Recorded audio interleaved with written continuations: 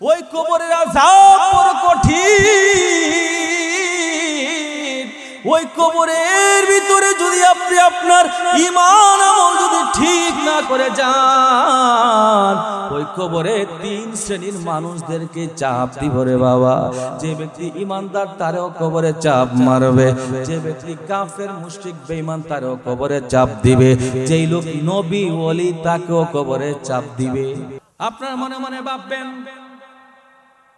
কি বলেন হুজুর, কবর তো বেঈমান কাফেরদেরকে চাপ দিবে, এটা তো আমরা জানি। বুঝলাম যারা মুমিন তারা গুনাহগার তাদেরকে চাপ দিবে, আমরা জানি। তোর ওলি আল্লাহরে কিভাবে চাপ দিবে? বলে বেঈমানকে চাপ দিবে কবরে, ডান পাশের হাড় বাম পাশে নিবে, একবারে চূর্ণ বিচূর্ণ করে ফেলবে। আবার যারা মুমিন গুনাহ আছে তাদেরকে হালকা করে চাপ দিবে। কিন্তু যারা আল্লাহর ওলি তাদেরকে কবরে কেমন করে চাপ দিবে? তাদেরকে কষ্ট দেওয়ার জন্য চাপ দিবে না রে ভাই। আল্লাহর ওলিদেরকে কবরে চাপ দিবে কেমন করে জানোনি?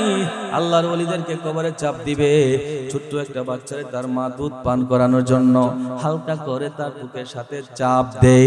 আল্লাহর ওলি যখন নবীজির খাটি আসে উম্মত যখন কবরের মধ্যে কবরের ভিতরে শুয়াইবে, কবরের মাটি আপন করে মোহাব্বত কইরা কুলে নিয়া চাপ দিয়া আল্লাহর ওলিরে মধুর ঘুমের মধ্যে ঘুম পাড়াইয়া দিবে।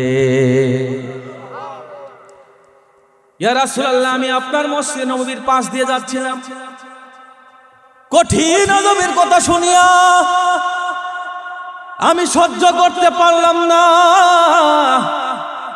এই জন্য আপনি রাসূলুল্লাহর কাছে আমি এসেছি। ইয়া রাসূলুল্লাহ, ইয়া হাবিবাল্লাহ, আমি জীবনে অনেক বড় গুনাহ করেছি, আপনি আমাকে তওবা করায়া দেন। জোরে কোন সুবহানাল্লাহ। নবীজি সাহাবীকে ডাক দিয়ে বলেন, ও সাহাবীরা, তোমরা চতুর্পাশে গোল হয়ে বসো। সবাই বসো। ওই যুবক বসলেন। বসার পরে আমার আপনার নবীজি বলেছেন, তুমি কি গুনাহ করেছো? ইয়া রাসূলুল্লাহ, চুরি থেকে নিয়ে জিনা পর্যন্ত সব ধরনের অপরাধ আমি করেছি। নবীজি বলেন, কোনো টেনশন নিও না, তুমি যদি তওবা করে মরতে পারো তোমার জিন্দেগীর तमाम গুনাহ আমার আল্লাহ মাফ করে দিবে। ইয়া রাসূলুল্লাহ, আমি মারাত্মক গুনাহ করেছি, আরো বড় একটা গুনাহ আছে। বলে কি? কারো কাছে আমি বলি নাই। বলে কি গুনাহ? ইয়া রাসূলুল্লাহ, আমি ওই দিন কবরের ভিতরে এক মৃত রমণীর সাথে আমি জিনা করে ফেলেছি। জোরে করে নাউজুবিল্লাহ। ইয়া রাসূলুল্লাহ, এই গুনাহ আমার মাফ হবে কিনা? আমার আপনার নবী ডাক দিয়া বলেন, কোনো সমস্যা নাই, তুমি যে অপরাধ করেছো আল্লাহ যদি চাহে তাহলে মাফ করবেন। নবীজি আমার চুপ করে বসে রইলেন, কিন্তু তাকে নবীজি তওবা করার নাই। ওই যুবক চোখের পানি ছেড়ে ছেড়ে বাড়ির দিকে রওনা হয়ে গেলেন। আমার আপনার মহান মালিক জিব্রাইল ফেরেশতাকে ডাক দিয়ে বলেন, জিব্রাইল, আমার হাবিবের কাছে যাও, আমার বন্ধুর কাছে যাও, আমার হাবিবের কাছে যাইয়া কোরআনের আয়াত শোনায়া দাও। জোরে কোন সুবহানাল্লাহ। জিবরাইল আলাইহিস সালাম কোরআনের আয়াত নিয়ে নাজিল হয়ে গেলেন। এই ঘটনাকে কেন্দ্র করে সূরা ফুরকানের 69 নম্বর আয়াত আল্লাহ নাজিল করে দিয়েছে। আর জোরে কোন সুবহানাল্লাহ। আল্লাহ রাব্বুল আলামিন বলেন, ইল্লা মান তাবা আমানা আমিলা আমালান সালিহা ফাউলাইকা ইউবাদদিলুল্লাহু সাইয়্যাতিহিম হাসানাত ওয়া কানাল্লাহু তাওয়াবার রহিমা।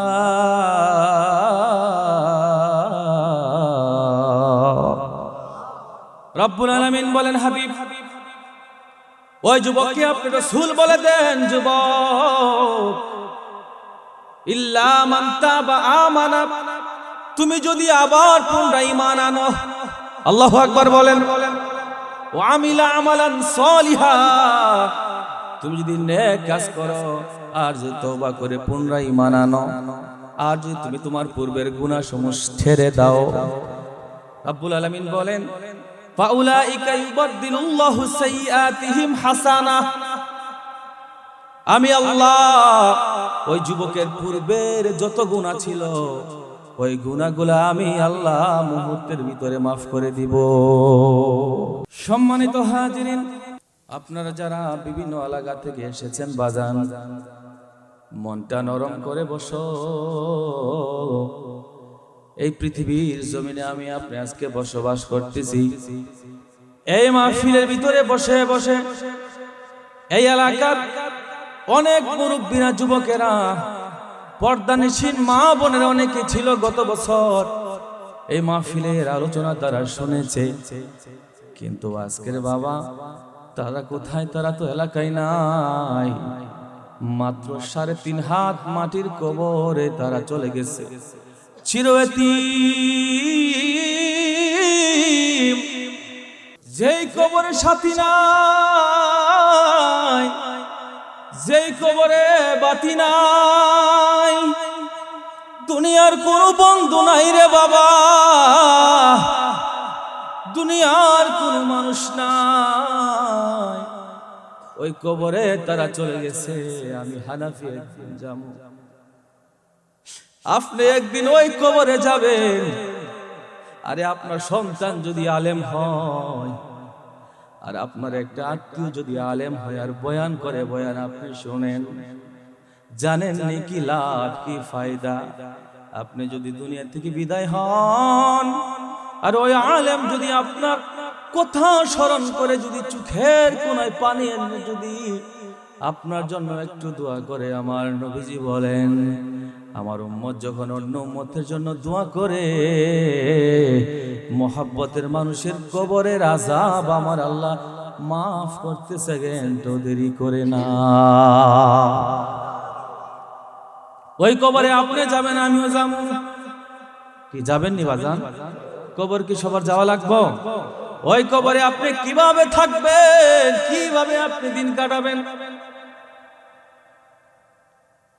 অনেকে নামাজের ওয়াজ করে, রোজার ওয়াজ করে, পর্দার ওয়াজ করে, ইমানের ওয়াজ করে, আকীদার ওয়াজ করে, পীর মুরিদির ওয়াজ করে, কিন্তু আমি মনে মনে ভাবলাম আমরা তো ইমানদার মুসলমান, আমরা তো পীর মুরিদিও মানি। অনেকে আপনারা আছেন নামাজে 5 ওয়াক্ত পাবন্দি, কিন্তু আমি ভাবলাম আমার অত্র এলাকার ভিতরে কত মানুষ আছে আজান হইল তারা মসজিদের দিকে যায় না, পর্দা পুশিদা ঠিকভাবে করে না, হালাল খাবার তারা সঠিকভাবে ভক্ষণ করে না, হালাল উপার্জন তারা করে না। যদি তারা এই সমস্ত কাজ ইসলামের ভিতরে যেইগুলো হালাল করে দিয়েছেন, বৈধ করে দিয়েছেন, এইগুলা না করার কারণে তারা যে কবরে যাবে, কবরে শান্তি নাই। কারণ আমার নবীর সাহাবী হযরত উসমান জিন্নুরাইন রাদিয়াল্লাহু তাআলা আনহু কবরের বয়ান শুনে, হাসরের বয়ান শুনে, ফুলসিরাতের বয়ান শুনে, মিজানের কথা, পাল্লার নেকি বদি ওজনের কথা শুনে জানে। এরপরে হযরত উসমান, যিনি জান্নাতের সার্টিফিকেট পেয়েছে বাবা, কবরের পাশ দিয়ে যখন যায়, কবর দেখলে চোখের পানি ছেড়ে ছেড়ে কাঁদে।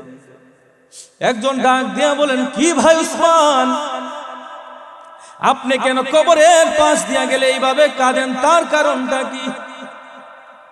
হযরত উসমান বলে ডাক দিয়ে বলেন, ভাই আমার নবীজি বলেছেন আখিরাতের প্রথম ঘাট হলো কবর। কবর যদি কারো ভালো হয় তার আখিরাত ভালো হয়ে যাবে, কবর যদি কারো খারাপ হয় তার আখিরাত খারাপ হয়ে যাবে। আমি উসমান যদিও জান্নাতের সার্টিফিকেট পেয়েছি, ওই কবরে যেখানে কেউ থাকবে না, মা যাবে না সন্তানের সাথে, আপনি এত পরিশ্রম করে আপনার সন্তানদেরকে আপনি খাওয়া, একজন পুরুষ লোক কত কষ্ট করে তার সন্তানকে লালন পালন করে, এই সন্তান আপনার কবরে যাবে না রে বাবা। হযরত উসমান বলে, ওই কবরে আমি কেমন করে থাকবো, ওই কবরে তো সাথী নাই বাতি। আমি ওই দিন কবরস্থানের পাশে দিয়ে যাচ্ছিলাম, হঠাৎ করে আমার বাবার কবর আমরার পারিবারিক গুরুস্থানের সামনে দিয়ে আবার হঠাৎ করে মনে হইল এই কবরে আমার বাবা শুয়ে আছে। আমি আমার ছোট্ট ছেলেটারে বলছিলাম, এটা তোমার দাদার কবর। এদিকে গেলেই শুধু বলে, বাবা এটা আমার দাদার কবর। ওইদিন ফজরের নামাজ পড়ে যখন আমি গেছিলাম, আমার ছেলে বলতেছে আমার দাদার কবর। ওই সময় বলছিলাম, রে বাবা, এই দুনিয়ার জমিনে তো আমার বাবা কবরে। আমার নিজের হাতে আমার বাবারে আমি কবরে রাখছি, জানি না ওই কবরে আমার বাবা জানি। আমি তো একদিন মারা যাবো, আপনারা যারা এখানে বসছেন আপনারা একদিন মারা যাবেন, কিন্তু আমি মনে মনে অনেক সময় ভাবি, আমি তো আমার বাবা লাগে আমি কত জায়গায় চাই এইভাবে দোয়া করি, কিন্তু আমি সাইফুল্লাহ একদিন তো দুনিয়াতে থাকবো না, আমার লাগে এটা দোয়া।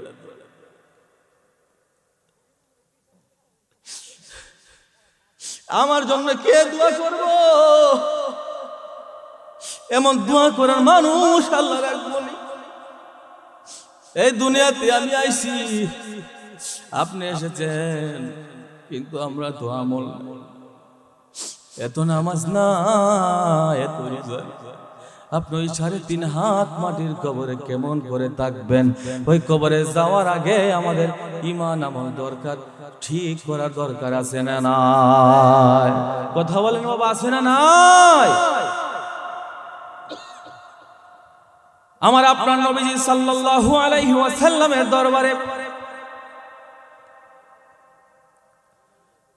দরবারে মুস্তাফায় একজন যুবক, আজকের মাহফিলে অনেক যুবকেরা বেশি, পিছনে যুবকেরা এসে বসেছে, সামনে অনেক যুবকেরা আছেন। আমি অনুরোধ করি, বলি রে ভাই, আজকে যুবক যদি ঠিক হয়ে যায়, যে এলাকার যুবকরা 5 ওয়াক্ত নামাজি, মসজিদের সাথে সম্পর্ক আছে, ওই এলাকার প্রতিটা ঘরে ঘরে মুরব্বী বাবা ভাই তারাও নামাজি। কথা বলেন না কেন?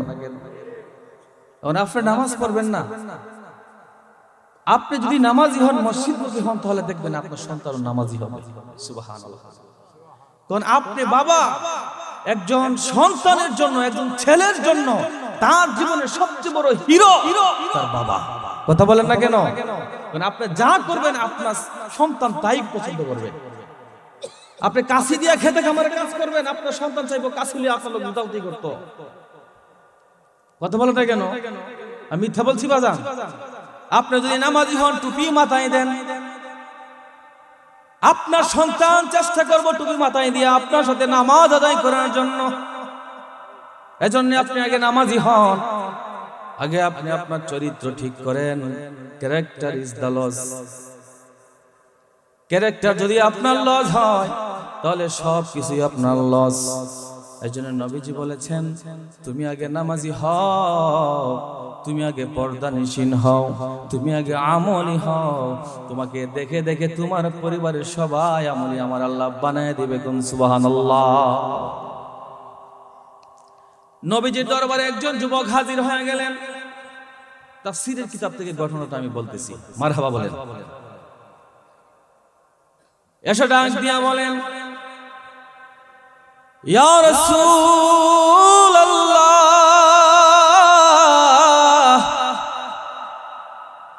ইয়া হাবিবাল্লাহ।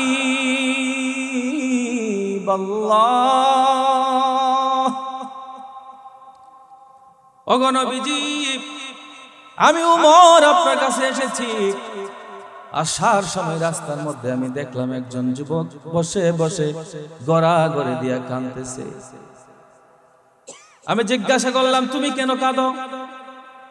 ওই যুবক ডাক দিয়া বলে, ও উমর, তোমার কাছে এই কথা আমি বলবো না। বলে, তুমি কার কাছে বলবে? বলে আমার ভিতরে অনেক জ্বালা, আমার ভিতরে অনেক কষ্ট, এই কষ্ট আমি দুনিয়ার কোনো মানুষের সাথে বলবো না, আমি আমার মনের কথা বলবো আমার নবী রাহমাতাল লিল আলামিনের কাছে। বলে রাসূলের কাছে তুমি বলবা, তো রাসূলের কাছে যাও। ওই যুবক বলতেছে না, আমি এই ফর্সা দিনের আলোতে নবীজির কাছে আমি যেতে পারবো না, আমি নবীজির কাছে সন্ধ্যা হওয়ার পরে যখন অন্ধকার নেমে আসবে তখন নবীজির কাছে আমি যাব। সবাই বলেন না সুবহানাল্লাহ। কারণটা কি? হযরত ওমর চলে গেলেন, হযরত আবু বকর সিদ্দিক রাদিয়াল্লাহু তাআলা আনহু আসলেন। আসার পরে ডাক দিয়ে বলতেছেন, রে ভাই তুমি কেন এখানে এভাবে ঘোরাঘুরি করতেছো, তার কারণটা কি? ডাক দিয়া বলেন, হুজুর আমি আপনার কাছে আমার মনের কথা বলবো না, আমি যেই কারণে এসেছি আমার কথা বলবো আমার নবী মুস্তাফার কাছে। জোরে কোন আল্লাহু আকবার। সন্ধ্যা যখন ঘনিয়ে আসলো, আসার পরে হাঁটতে হাঁটতে দয়াল নবী মুস্তাফা সাল্লাল্লাহু আলাইহি ওয়াসাল্লামের রিসালাতের দরবারে গেলেন। যাইয়া ডাক দিয়া বলে, ইয়া রাসূলুল্লাহ, নবী গো, ওগো মায়ার নবীজি, আপনি রাসূলের দরবারে আমি এসেছি নবীজি। বলে কেন এসেছো?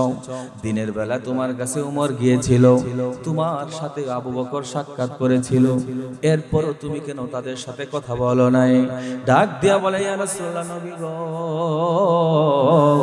আমি তো তাদের সাথে আমার মনের কথা বলবো না, আপনি রাসূলুল্লাহর সাথে আমি আমার মনের কথা বলবো। বলে তাহলে বলে ফেলো, তুমি কি কথা বলতে চাও? ওই যুবক ডাক দিয়া বলেন, ইয়া রাসূলুল্লাহ নবীজি, আমি যে ওই দিন আপনার মসজিদে নববীর, ওই মসজিদে নববীর পিছনের রাস্তা দিয়ে আমি হেঁটে হেঁটে যাচ্ছিলাম, আর আপনার রাসূল সাল্লাল্লাহু আলাইহি ওয়াসাল্লাম সাহাবীদেরকে নিয়ে আপনি কবরের আযাবের বয়ান করতেছেন। ওই বয়ান শুনিয়া আমি যুবকের বড় ভয় লেগেছে গো নবীজি। আপনি যে কবরের আযাব বললেন, ওই কবরের আযাব বড় কঠিন। ওই কবরের ভিতরে যদি আপনি আপনার ঈমান আমল যদি ঠিক না করে যান, ওই কবরে তিন শ্রেণীর মানুষদেরকে চাপ দিব রে বাবা। যে ব্যক্তি ঈমানদার তারও কবরে চাপ মারবে, যে ব্যক্তি কাফের মুশরিক বেঈমান তারও কবরে চাপ দিবে, যেই লোক নবী ওলি তাকেও কবরে চাপ দিবে। আর জোরে কোন সুবহানাল্লাহ। আপনার মনে মনে ভাববেন, কি বলেন হুজুর, কবর তো বেঈমান কাফেরদেরকে চাপ দিবে, এটা তো আমরা জানি। বুঝলাম যারা মুমিন তারা গুনাহগার তাদেরকে চাপ দিবে, আমরা জানি। তোর ওলি আল্লাহরে কিভাবে চাপ দিবে? বলে বেঈমানকে চাপ দিবে কবরে, ডান পাশের হাড় বাম পাশে নিবে, একবারে চূর্ণ বিচূর্ণ করে ফেলবে। আবার যারা মুমিন গুনাহ আছে তাদেরকে হালকা করে চাপ দিবে। কিন্তু যারা আল্লাহর ওলি তাদেরকে কবরে কেমন করে চাপ দিবে?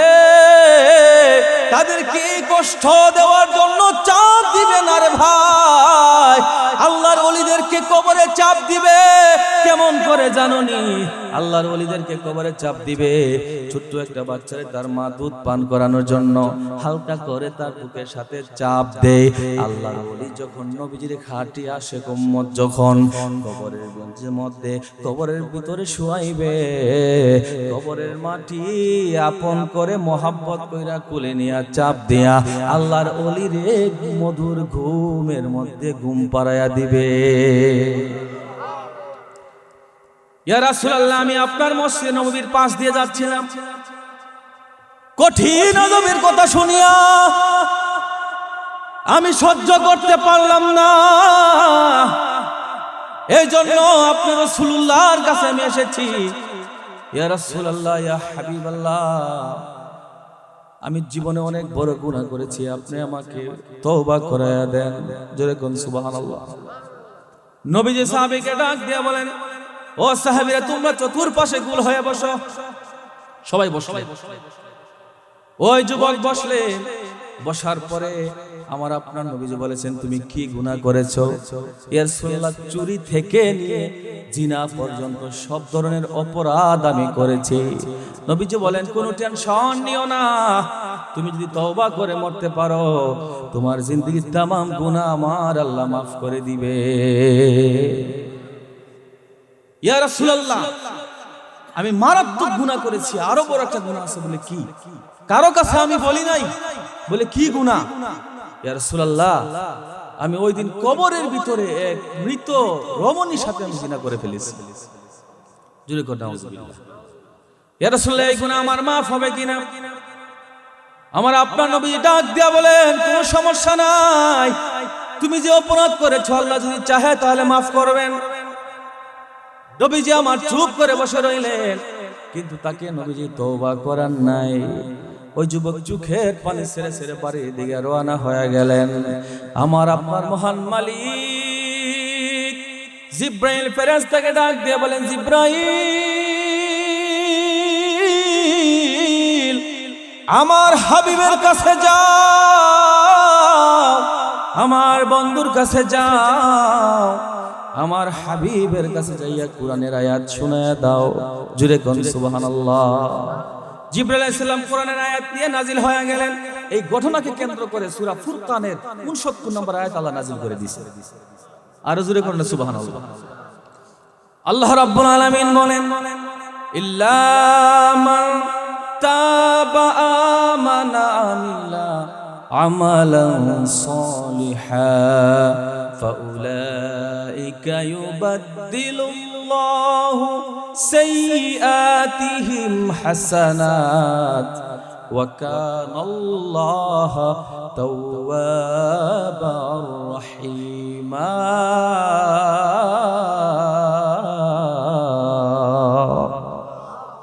রব্বুল আলামিন বলেন, হাবিব ওই যুবককে আপনি রাসূল বলে দেন, যুবক ইল্লা মান তাবা আমানা, তুমি যদি আবার পুনরায় ঈমান আনো, আল্লাহু আকবার বলেন, ওয়া আমিলা আমালান সালিহা, তুমি যদি নেক কাজ করো আর যদি তওবা করে পুনরায় ঈমান আনো, আর যদি তুমি তোমার পূর্বের গুনাহ সমূহ ছেড়ে দাও, রব্বুল আলামিন বলেন ফাউলাইকা ইউবাদদিলুল্লাহু সাইয়্যাতিহিম হাসানা, আমি আল্লাহ ওই যুবকের পূর্বের যত গুনাহ ছিল ওই গুনাহগুলো আমি আল্লাহ মুহূর্তের ভিতরে মাফ করে দিব।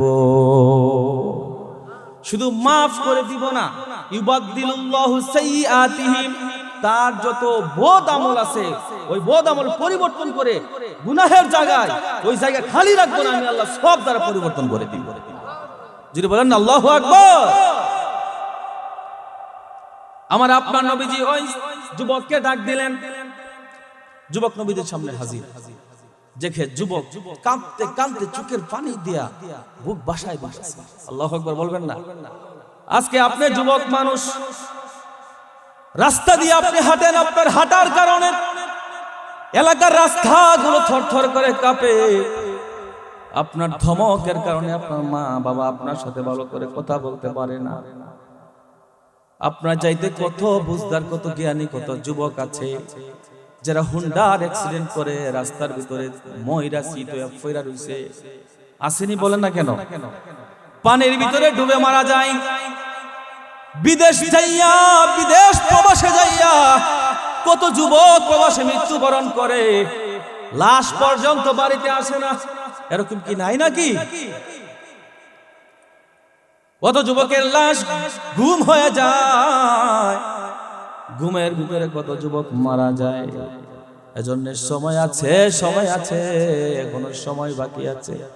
আপনারা যারা যুবক ভাইরা আছেন এখনো সময় আছে, তওবা করে মদ ছেড়ে দেন, জুয়া ছেড়ে দেন, হারাম খাওয়া ছেড়ে দেন, আমলি জিন্দেগি করেন।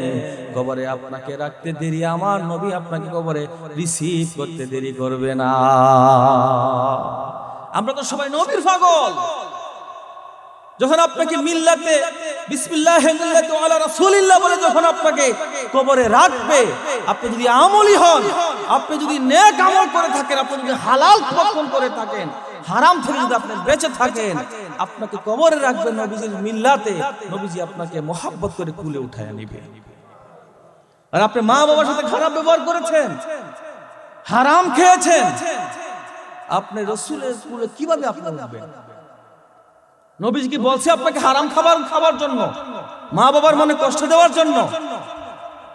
তাহলে আপনি এত গুনাহ করলেন, আপনি কিভাবে নবীজির কাছে জবাব দিবেন? আপনি কি জবাব দিবেন? একটা বারো কি ভাবলেন না, আমাকে তো আমার নবীজির সামনে জবাব দিতে হবে, নবীজির সামনে যেতে হবে। আমার নবী যদি একবার জিজ্ঞাসা করে, যুবক ও উম্মত, তুমি উম্মতের জন্য আমি রাসূল এত কাদা কেঁদেছি, তুমি দুনিয়ার জমিনে তুমি দাড়ির মধ্যে বেলেট লাগাইছো, তুমি দাড়ি রাখো নাই, আমি রাসূলের সুন্নতকে তুমি মহব্বত করো নাই, নামাজের সাথে তোমার কোনো সম্পর্ক নাই, হালাল খাবারের সাথে তোমার কোনো সম্পর্ক ছিল না, আজকে তুমি কবরে এসেছো, হাসরে এসেছো, তখন আপনি কি জবাব দিবেন? কি জবাব দিবেন আপনি? আল্লাহ রাব্বুল আলামিন বলেন, ও বান্দা, আমি আল্লাহ সূর্য বানাইলাম, চন্দ্র বানাইলাম, তারকা বানাইলাম, 7 আসমান বানাইলাম, 7 জমিন বানাইলাম, পাহাড় পর্বত বানাইলাম, নদী নালা আমি আল্লাহ বানিয়েছি। কিন্তু বান্দা, সব কিছু যখন আমি বানাই, তখন আমি কুন ফায়াকুন বলে বানাই। কিন্তু তুমি বান্দারে আমি আল্লাহ বড় মহব্বত করে বানাইছি। খালাকতু বিয়াদাইহি, আমি আল্লাহ আমি বড় মহব্বত করে আমি আমার কুদরতি হাত দ্বারা তোমারে বানাইছি। এত মহব্বত করে তোমার আমি বানাইছি, আদর করে বানাইছি, তোমাকে আমি জাহান্নামে দেওয়ার জন্য বানাই নাই। জীবনের শেষ মুহূর্ত কখন আসবে আপনি জানেন না, এজন্য শেষ সময় আসার আগে আগে তওবা করে নেন, তওবা করে পবিত্র হয়ে যান, আমলে জিন্দেগির ভিতরে ঢুকেন। আমার আল্লাহ সবাইরে কবুল আর মঞ্জুর করুক, সকলে বলেন আমিন, আর জোরে বলেন আমিন। আসুন সবাই দাঁড়িয়ে নবীজিকে একটু সালাম জানায়। ইয়া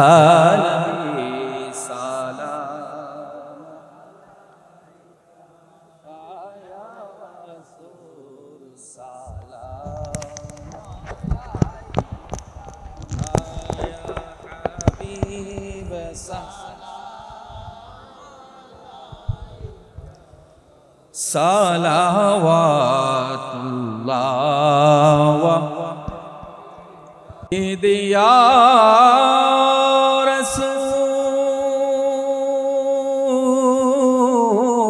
রাসূলাল্লাহ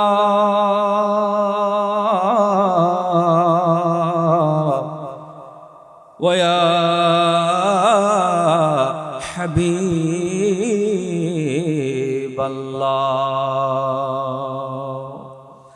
मेरा दिल तड़प रहा है,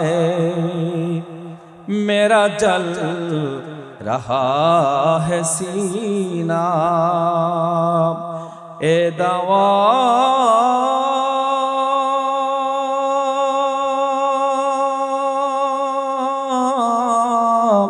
वही मिलेगी मुझे, ले चलो मदीना, या नबी सलाम।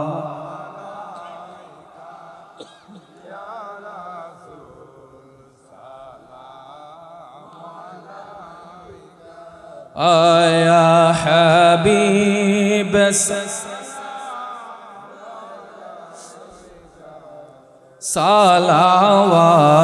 सलावातुल्लाह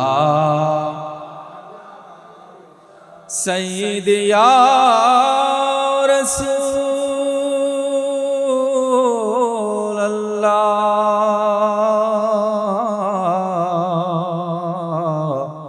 व या हबीब अल्लाह।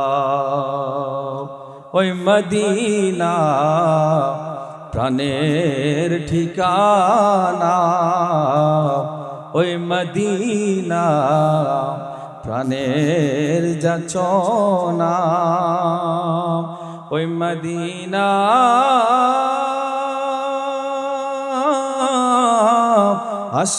আশিকের ঠিকানা নিয়ে যান আপনার রওয়াজায়া নবী সালাম আয়া রাসূল সালাম আয়া হাবিব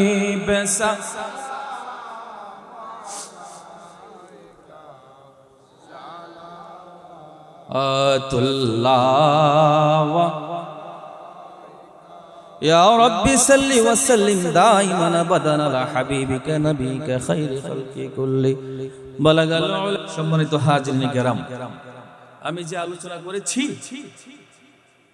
আল্লাহ পাক আমাদের সবাইকে আমল করার তৌফিক দান করুন সকলে বলেন আমিন সকলে বলেন আমিন এখানে আমি আমার সংক্ষিপ্ত বক্তব্য শেষ করছি আসসালামু আলাইকুম ওয়া রাহমাতুল্লাহি ওয়া বারাকাতুহু